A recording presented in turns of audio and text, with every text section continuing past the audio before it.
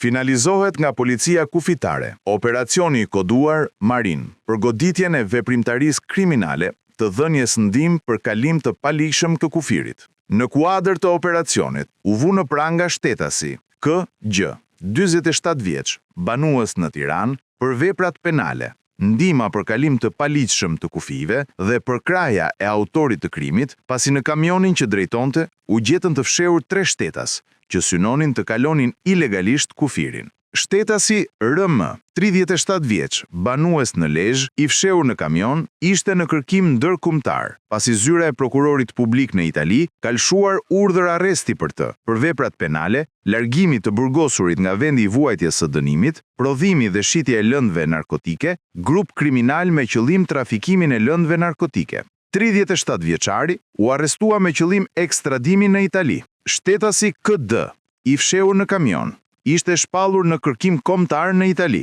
Ky shtetas u arrestua dhe pritet lëshimi i urdhër arresti ndërkombëtar nga autoritetet italiane për të. Shtetasi S.D., i fshehur në kamion, ka qenë i dënuar më parë me burgim në Itali për veprimtari kriminale në fushën e narkotikëve. Për këtë shtetas nisi procedimi në gjendje të lirë. Policia sekuestroi kamionin, celularët dhe dokumentat e këtyre shtetasve.